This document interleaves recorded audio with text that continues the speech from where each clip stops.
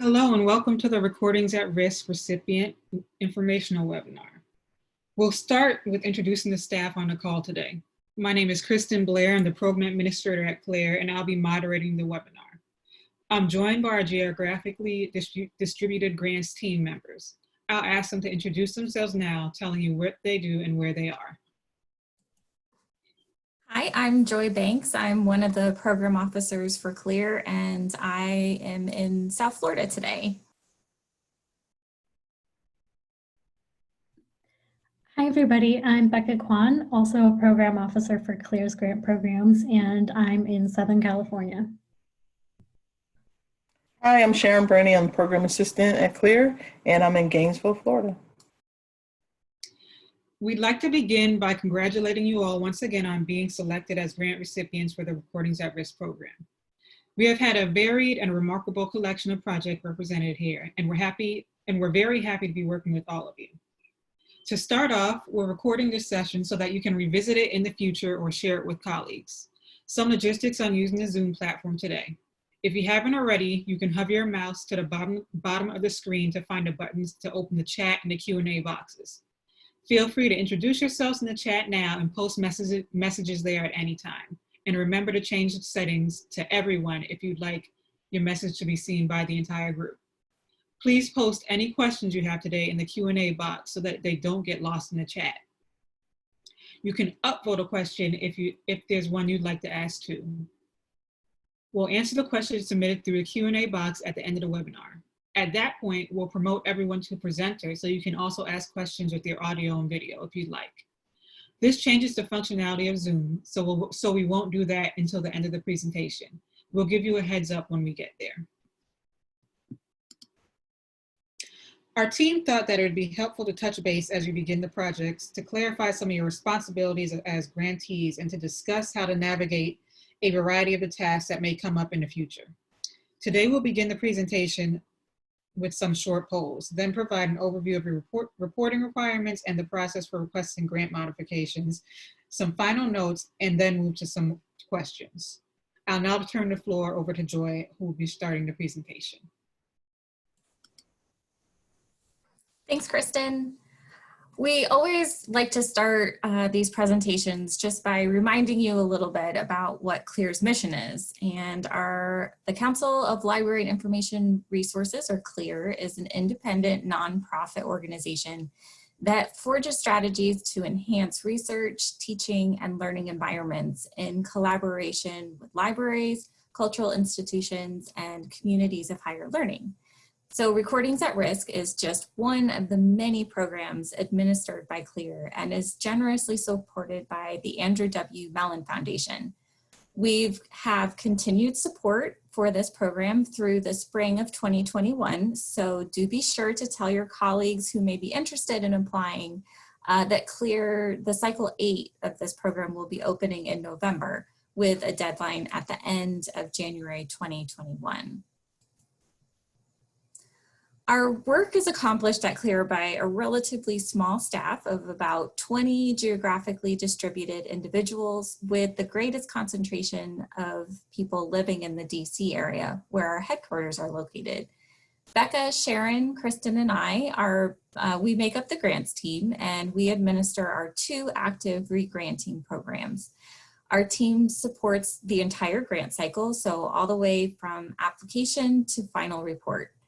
And part of our work is the occasional site visit to recipient institutions. So we hope to resume those opportunities once we can do that safely again. Before we dive into our presentation, I do want to point out the Recordings at Risk Recipient Resources page. In much the same way as the Applicant Resources page helped guide your proposal writing, the Recipient Resources page is a one-stop shop for grant recipients with information on all of the administrative components of holding a CLEAR grant. Most of the information that we'll be covering today can be found there if you need a refresher on our policies at any point. The recording of this webinar will also be posted on that page.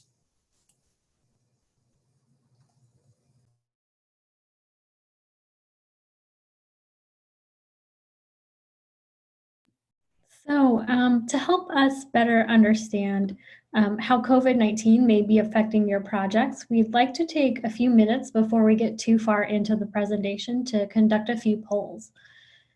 We have 3 questions for you that will help us make sure we're providing the support you need over the next few months. So we will be leaving each question up for around 30 seconds. And to respond, you'll simply click on the answer that's applicable to you when it pops up on your screen. Answering will be optional, but it will be really informative for us, especially as we plan our future applications through the cycle 8 and beyond. So the first poll that I will put up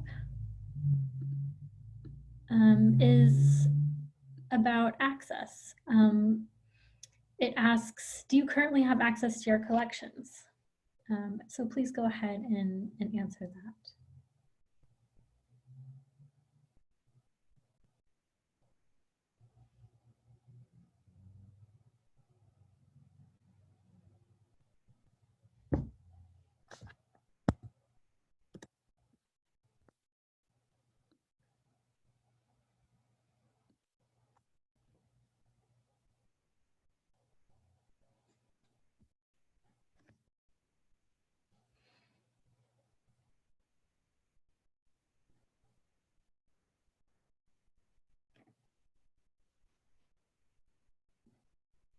Okay, it looks like we've gotten most people's answers. I'm seeing that the majority are answering no, and we don't know when we can return.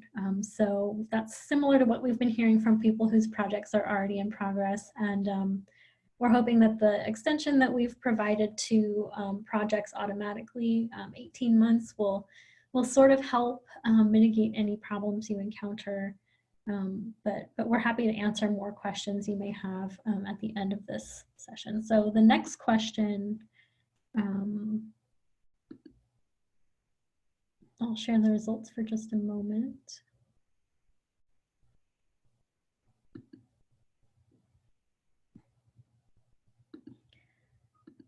The next question asks whether you have had contact with your vendor since you learned of your receipt of the grant. So we'll give you just a few moments to answer that.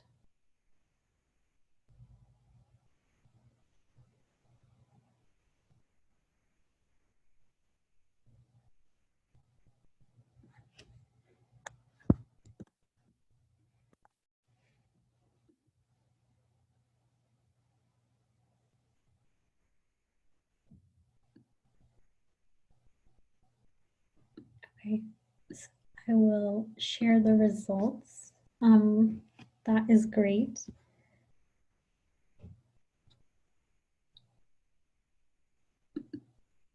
And the third poll asks what you've heard from your vendors and whether they are fully operating right now, whether they're working under limited capacity, or whether they are completely closed. So please go ahead and answer that one.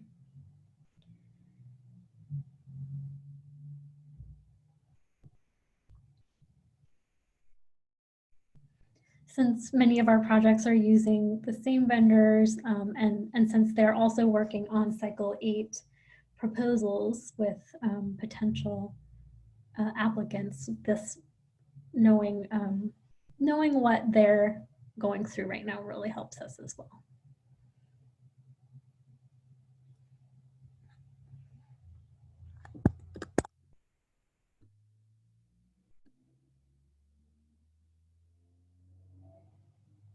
Okay, it looks like voting has slowed down, so I will share the results of this one.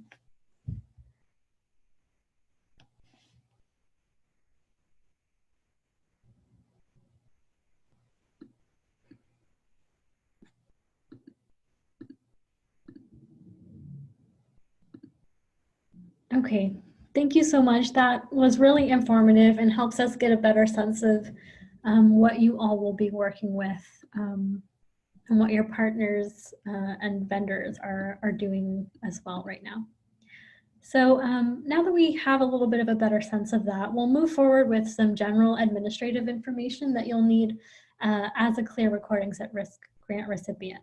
We'll start by going over CLEAR's reporting requirements for grantees. We found that seeing what will be required of projects at the end will help you decide how to document progress and keep metrics now. So that will hopefully make reporting easier.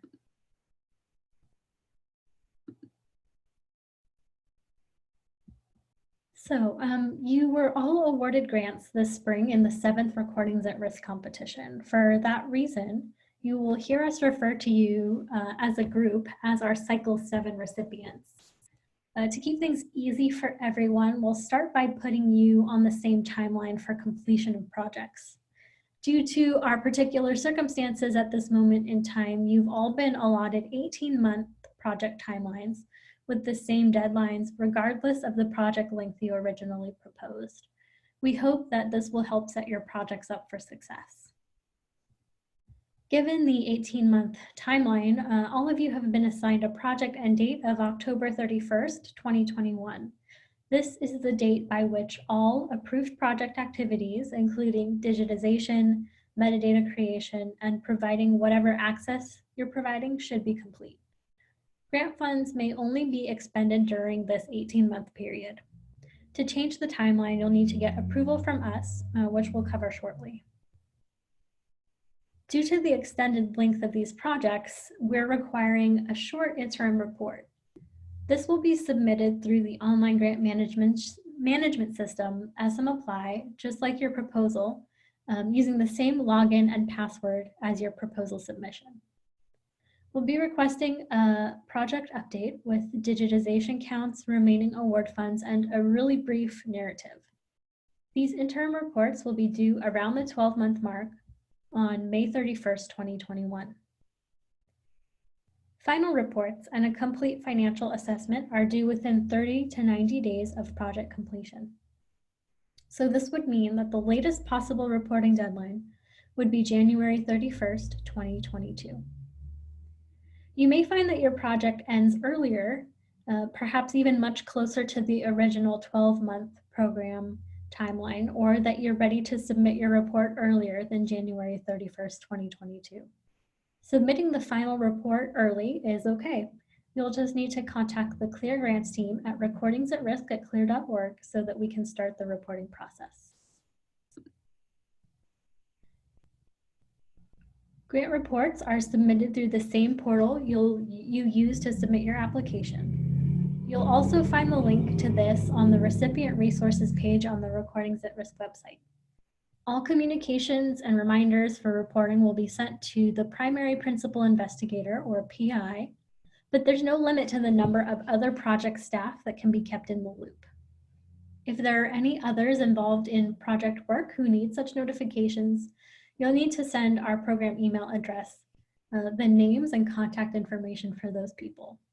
Please share this information as soon as possible so that we can get our records up to date.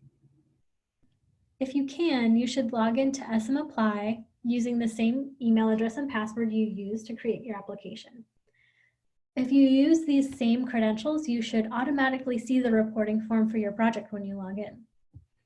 If you forgot these credentials or lose access to them for any reason, for example, if the person who created your application leaves your organization, you'll need to contact us through the program email, which again is recordingsatrisk@clear.org, so that we can link your report to the correct credentials. An additional way to future-proof your team's access to the report is to log into the application, hit start to pretend like you're starting a report, and then add other team members' email addresses as collaborators on your report. Collaborators will then receive an automatic invitation to verify their email address and create their own passwords to access the system. Once they do this, they'll be able to log in and view the report and enter data as well. One of the system's safety measures ensures that only the primary account holder is able to submit a report. So if one of the collaborators eventually needs to submit, then that person will need to contact us to make sure this can happen. So now we're going to take you on a brief tour of the final reporting form itself. The first section of the report is the quantitative assessment. Here you'll be entering information related to the numbers and types of recordings nominated for digitization, the number of archival master files produced, and variance between the estimated and actual digitization numbers. To complete this part, it will be helpful to have access to your original proposal for your project. So taking the time now to put a copy of your proposal in a place where all team members can access it is a really good idea. You can download a copy of your proposal by logging into the system. And if you don't know where to find a copy, and you can also email us to ask for one.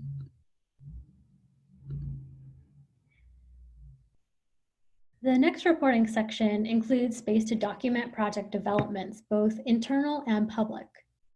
Internal developments may include things like digitization metrics, like tracking time data for steps in the project workflow, the implementation of new workflow standards, protocols, or procedures for digitization and description, the implementation of new tools or systems, and new donations or grant applications that resulted from this project. CLEAR pulls together data about the impact of its program for its own annual reporting to the Andrew W. Mellon Foundation. So providing as many details as you can about the ways this opportunity has affected your organization and ways of working will be very helpful to us. Taking notes somewhere about the impact of this grant as you go along will help you easily complete this section.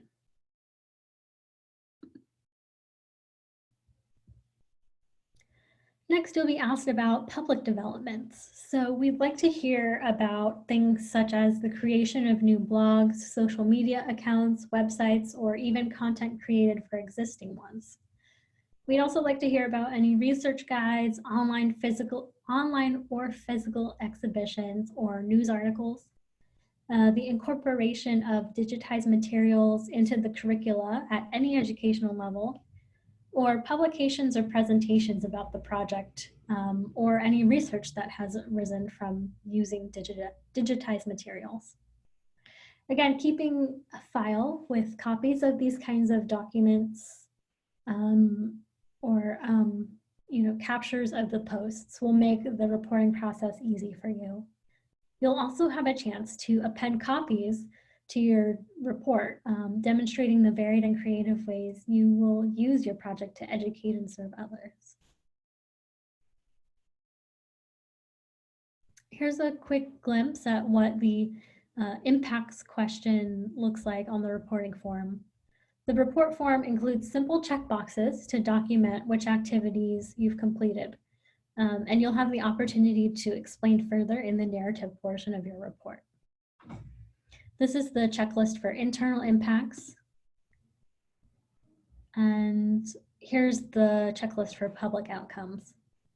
Because Recordings at Risk is designed to support smaller scale efforts focused on preservation, reformatting of audio and audiovisual materials over short periods of time, CLEAR does not expect that all of these things will happen in the course of your work.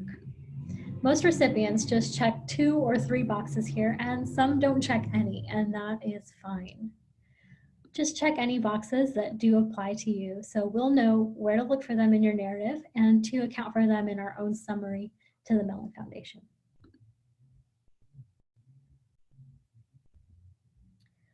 Next, we ask grant recipients to share with us where users can go to find information about the digital copies of the recordings reformatted through your project. Some of you will be providing public access to the digital files and associated metadata created through your project, and some may only be providing access to the metadata. This is a good place to remind everyone that creating and providing access to metadata for the digital copies of the recordings is a requirement of the program, unless a specific exception was made in your proposal for cultural reasons. CLEAR expects that you'll create and publish online at least some of the basic metadata for the digital copies of recordings so that people can learn about what you have. At the end of your project, you may still have work to do to add richer descriptions like subject headings or even transcripts or captions. But we do expect that at least some basic records about what you've done be posted somewhere online. You'll have the option to include up to 10 URLs in this section of the report. We encourage you to provide a few high-level links to the collections rather than many lower-level links. These links allow us to verify that you've made metadata accessible. So we'll verify that those of you who can make digital surrogates of recordings available have done so. Again, we understand that for some of you, legal and ethical issues will make it impossible to provide full access to copies of your recordings. So if this is the case, you will just need to provide one or more links to where your metadata is at the end of your report. You can also provide more information about future locations for metadata and files in the narrative section of your report. You'll then provide the contact information for the project PIs, service provider, and the person who should be contacted if questions emerge about the report.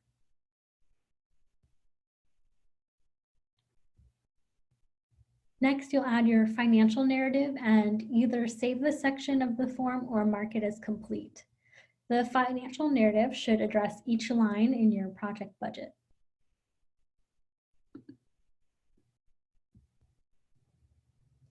Marking the report as complete will take you to the review page where you can double check the information you entered and see the additional steps you need to take. There are a few documents to upload here before you'll be ready to submit the report.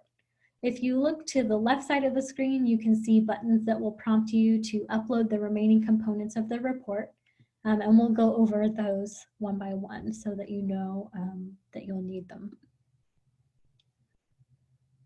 The first and perhaps most important is the project narrative. This will be an uploaded document of no more than 6 pages, which will contain types of information listed here on this slide. You could include a summary of the project and the purpose of the grant, your progress toward expected outcomes, where you can explain the numbers, including any variance in your quantitative section, any surprises, setbacks, and challenges that you faced, significant accomplishments and lessons learned, which is my favorite section, and finally, your future plans. Ultimately, this is information that will help us create resources that can be of use to other institutions wanting to initiate their own AV projects.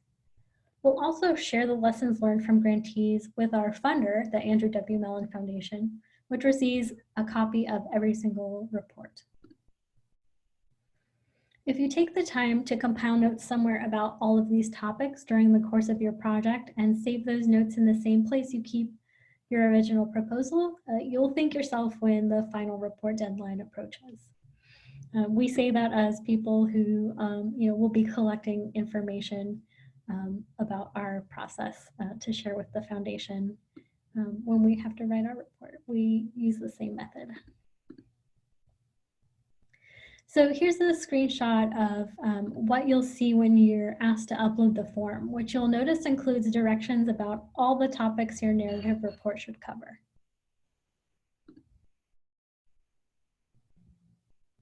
You'll also be asked to upload a project manifest, which is a spreadsheet which includes the names and locations of the digital files, normally the access copies, as well as notations about any checksums or restrictions. We're requiring this because we're developing a tool, a kind of web crawler that will allow us to conduct periodic checks that the online files created through CLAR's digitization re-granting programs are in fact online. Note that CLAR's template for this has multiple tabs, including one with instructions, so be sure to read through all of them.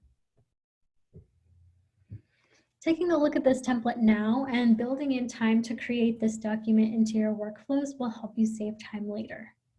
Normally, your digitization vendor will return a spreadsheet to you that will be very similar to what you need to submit here, and you should be able to adapt the vendor spreadsheet for this template.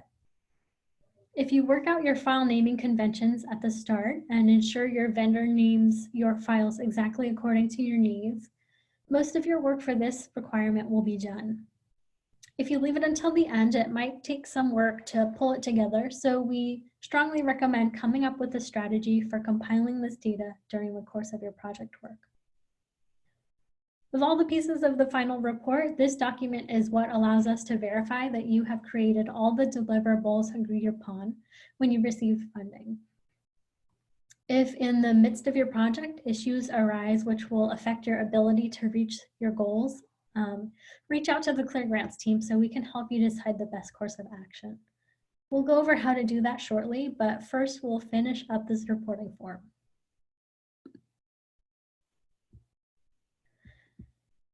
So the final part of the reporting requirements that I want to touch on is the financial assessment, which comes in two parts. The first is the financial narrative, which we glimpsed at earlier in the main reporting form. In the financial narrative, you can comment on actual grant expenditures during the reporting period as they relate to your proposed budget.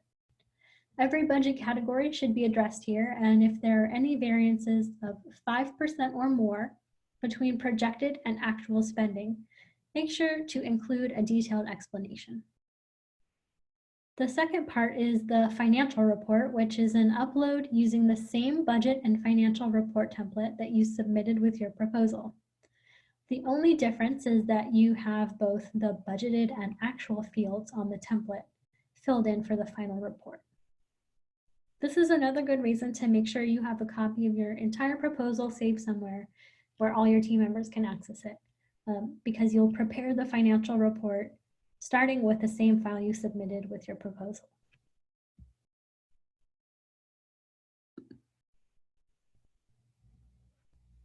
As a reminder, here's what that form looks like. It's important that you use this template that we provide for your financial report rather than any internal financial forms your institution may use. Please note that there is a budgeted column for the information submitted with your proposal, and then an actual column for the information about what you spent during the grant term. Some of you may find that you do not spend all of the grant. This is okay. We will, however, expect you to return any unexpended funds to Clear at the time that you submit this final report.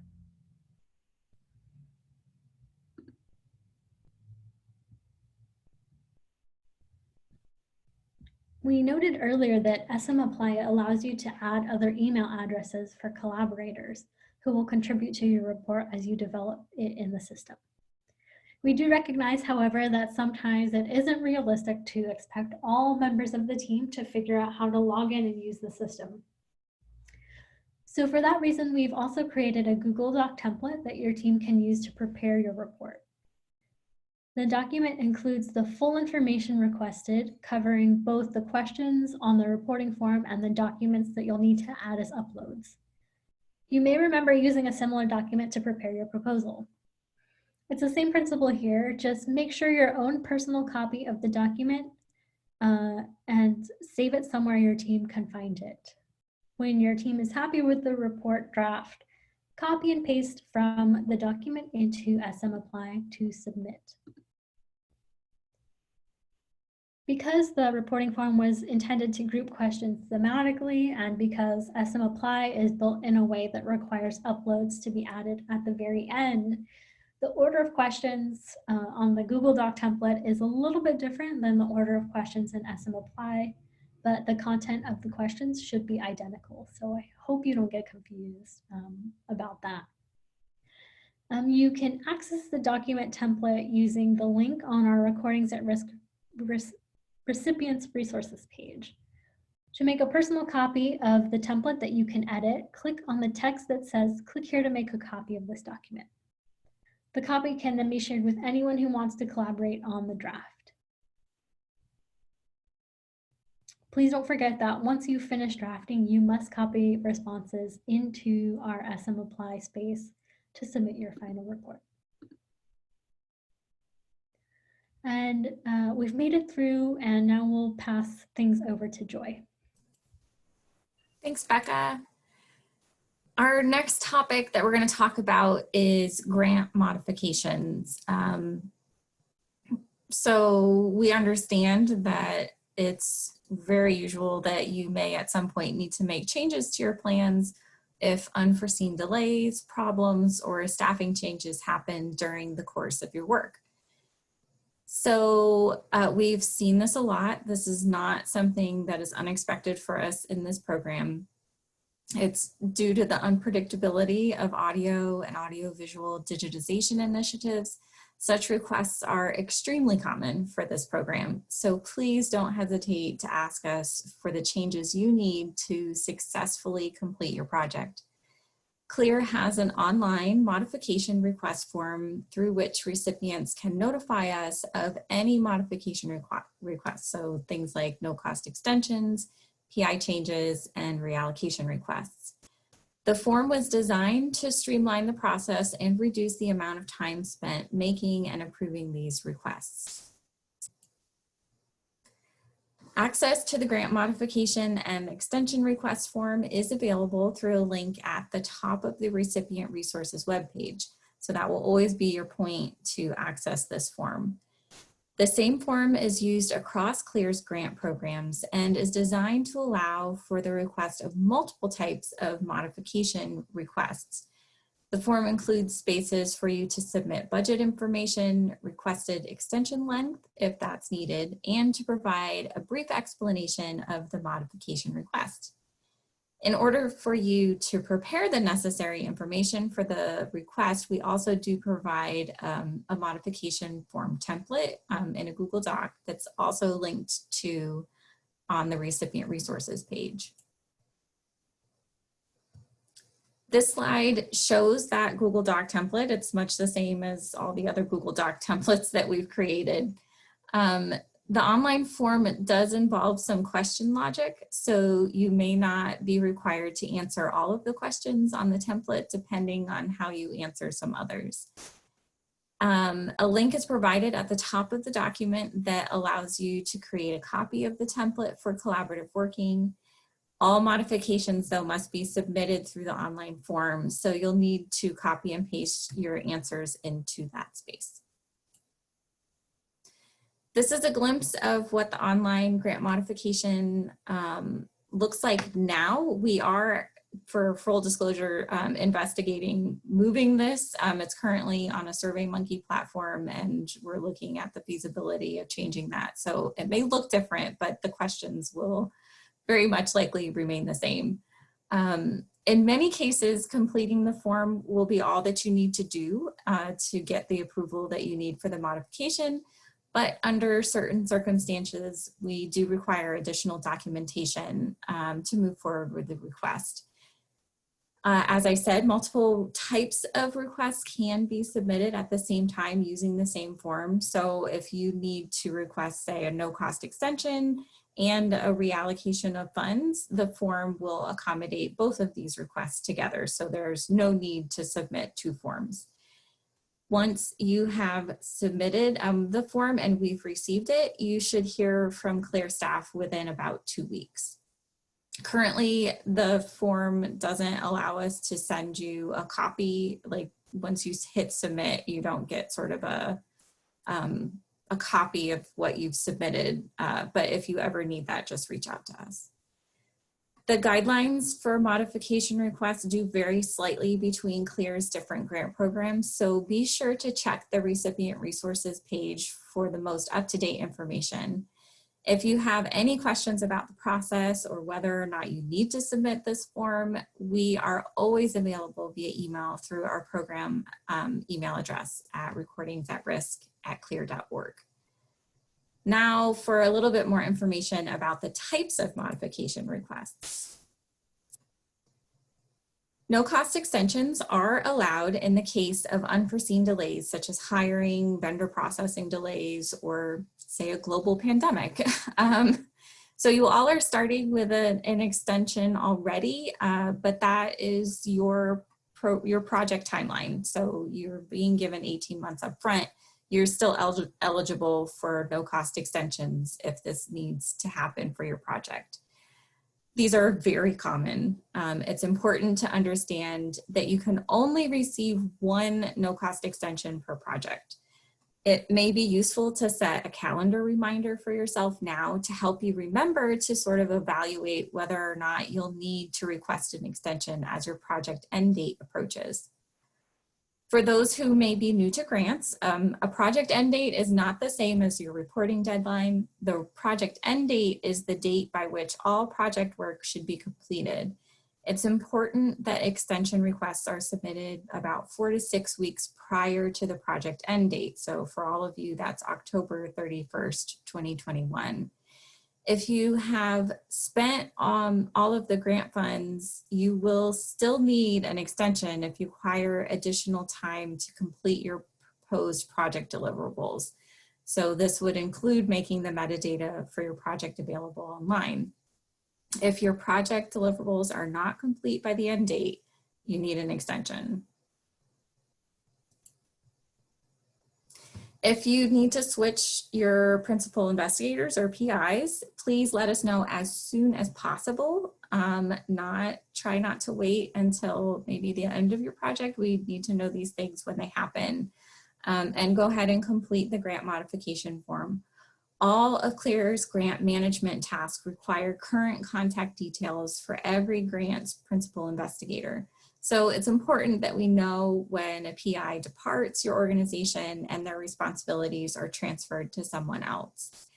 In order to complete the change of PI, you'll submit your form online, and then we would likely be in touch with you via email and request a letter from the head of the institution or department on institutional letterhead. And then this letter should include the name, title, contact information of the new PI, as well as the date the change will become effective. And all of this information is available on the Recipient Resources page. We also do require a CV for the new PI for our files. On occasion, grantees find it necessary to spend grant funds in a manner other than originally proposed in their application.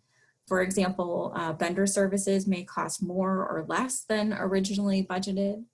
So reallocations of grant funds are allowable, but these changes must be approved by CLEAR staff prior to the reallocated funds being spent.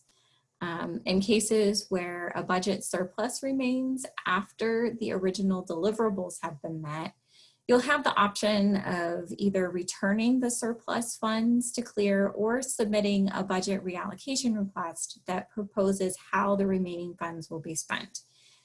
Any proposed use of reallocated funds should be aligned with the original goals of your project, the goals and scope, and also within the current guidelines for allowable and disallowed costs for the Recordings at Risk program.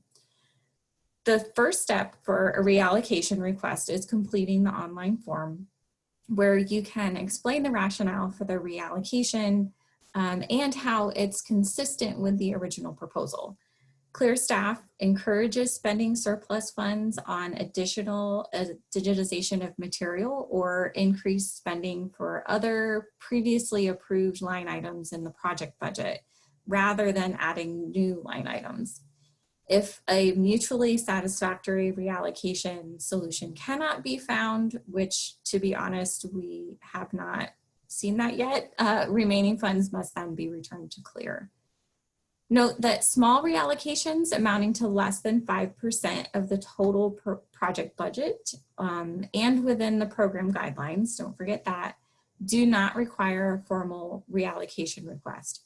But we do ask that you explain these variances in your reporting. If you ever have any questions about whether or not you need official approval of a reallocation request, we're always available through email. In some rare instances, just due to the length of most Recordings at Risk projects, we may require you to submit a new budget to us. This is the same budget template you would need to complete, that you use to complete your application, and we're always happy to provide you with a copy if you need it. The new budget will replace the one submitted with your application. So some information will remain the same, such as the project start and end dates, the award amount, but you'd need to update any lines where you're proposing a change in an amount and add any additional lines if that is what you are proposing. In some cases, reallocations may happen within the already approved line items.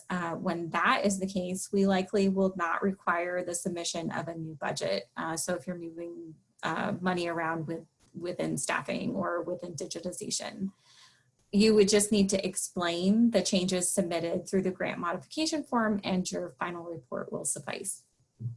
When filling this out, do be sure to include the name and title of the person filling out the form. Institutional shared costs should not be included on the budget form, which is also true when you were completing the financial report. So we are nearing the end of our presentation. We've seen a few questions submitted through the Q&A box. Do feel free to continue doing that right now. When we move into our Q&A time, we're going to promote everybody to presenter, and that will allow you to use your audio and video, but as a strange quirk of Zoom, will no longer allow you access to the Q&A box. So do feel free to enter those questions now. We'll still have access to the chat box, but we're giving you a little bit of warning as we move through these last few slides.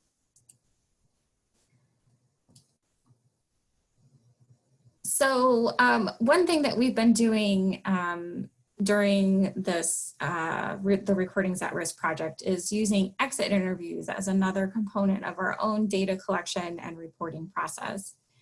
Within a few months following the submission of your final report, CLEAR staff will be contacting some or all of you to arrange an exit interview. These are usually about 30 to 45-minute conversations with our recipients and help CLEAR to assess the program's impact as well as to document how newly digitized collections are being accessed and used. This is important data for us to collect for our own reporting to the Mellon Foundation, so we hope that you'll be able to make yourselves available to conduct interview with a CLEAR staff member sometime towards the spring of 2022. We want to sort of give a bit of time to develop after the project is over. This way we can discuss how the program has shaped your overall institutional strategy for preservation reformatting of audiovisual collections. We are particularly interested in hearing about how the digitized materials have been used, how you're keeping usage metrics, and what lessons you've learned. The first interviews that we've done have been really rich conversations for our team, and we've been learning a lot through them. So we wanted to take a moment to just share some of the points that have been stressed by past recipients that may be useful to you as you get started.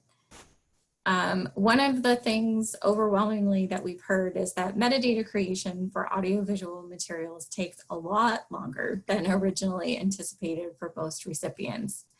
So for this reason, past recipients advise that new recipients consider how they might lay the groundwork for creating project metadata while waiting for materials to be returned from the vendor.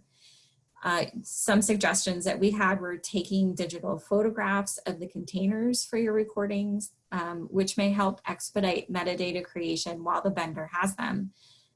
So maybe consider something like that.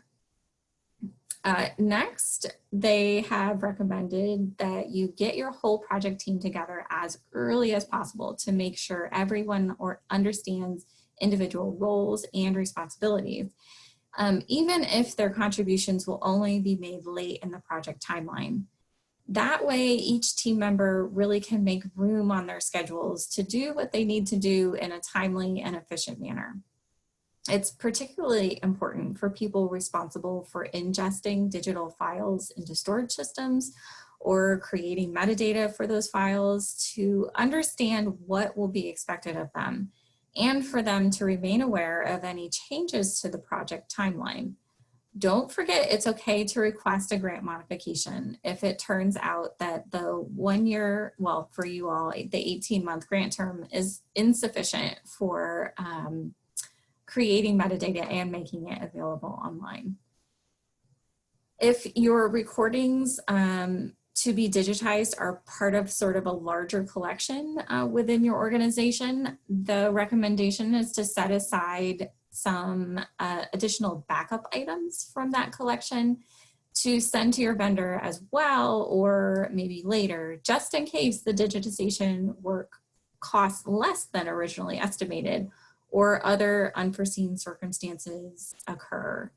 If you get lucky and have extra funds left over, you can then submit a grant modification request to CLEAR asking permission to authorize the vendor to digitize these backup items as part of the project. Really, when you have these sort of secondary recordings, you do want to make sure that they fit within that original scope of your project that the reviewers okayed. And last, keeping notes and documentation for your project in one common place for easy reference will make final reporting much easier. Determine how you're going to gather that information needed for the project manifest now in particular will save you valuable time at the end. And last, we love to show off the excellent work our grantees are doing. If there are exciting developments, don't hesitate to let us know. One of the easiest ways for us to share your news and accomplishments is to tag us on Twitter at ClearRAR so that we can retweet you. If you happen to describe the Recordings at Risk program in any formal press release, we appreciate you reviewing CLEAR's acknowledgement guidelines linked to on CLEAR's policies page. And that's also available linked to from our recipient resources page. If you do have any formal press releases and just want to let us know that that's happening, you can shoot us an email as well. We also want to make sure that we're representing you correctly. So your projects are now up on the funded projects page of our website. Please read how your project is described there and let us know if you'd like us to adjust any of the information included. The text that we've used did come directly from your proposal, and we recognize that sometimes some changes might need to be changed between that and posting it online.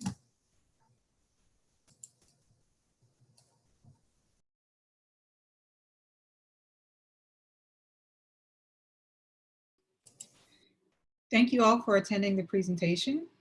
We know we've covered a lot of information here, and we'll be sure to post a recording of the webinar as well as the slides, transcript, and Q&A on our recipient resources page, alongside with many other documents we've discussed. We'll now shift to answering any questions you submitted during our presentation and allow a bit of space for conversation.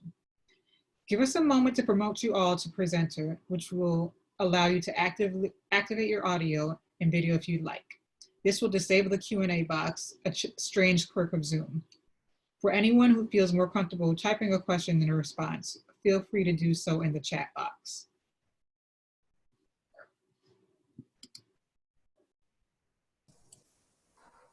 If you ever have any questions, you can always reach the CLEAR's grants team at our program email address, recordingsatrisk@clear.org.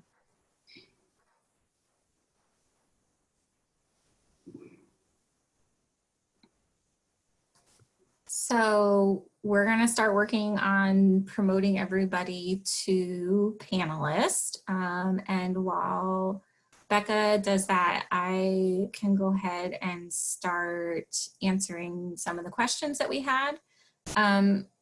So the first question, and this was one that we did expect, was if your project ends before May 31st, which was the deadline that we set for your interim reports, do you need to still submit an interim report?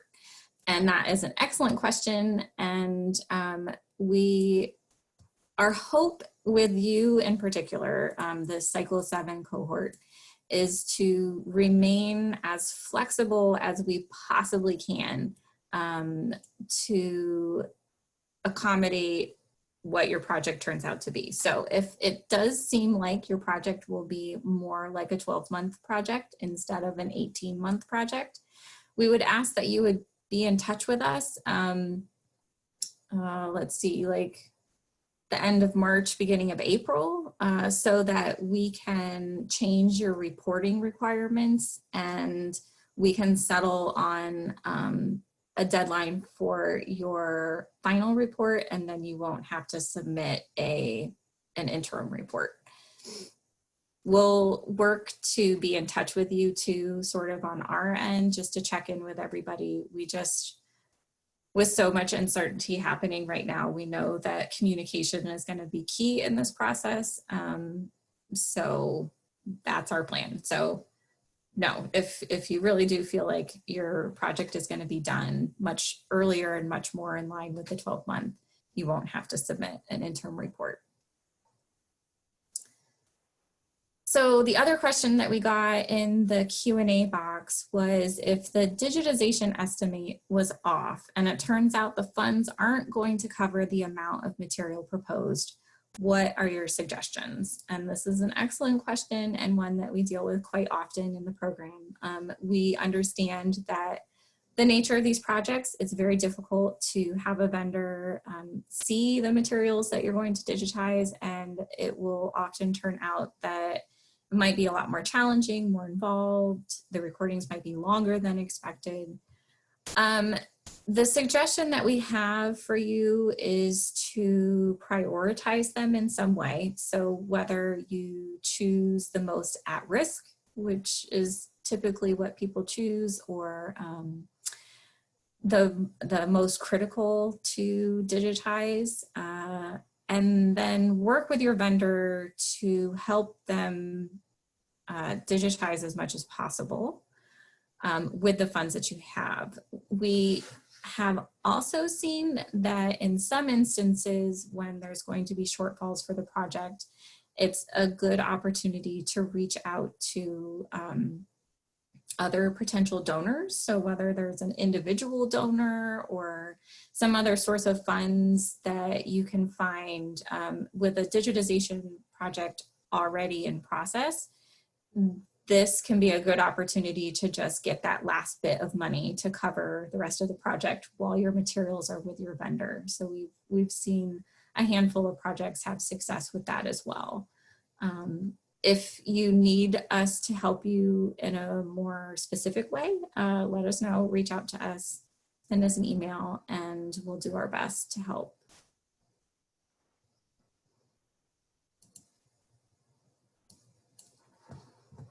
Okay, so Kristen, I think that if you stop sharing your slides, we can allow people video access. And if anybody wants to talk or say anything, you should be able to unmute yourself. So if there's a question that you have, if there's something that you just want to share with us to help us understand your situation, that's kind of where we were thinking about sort of and ending I'll go this. ahead and stop the recording as well.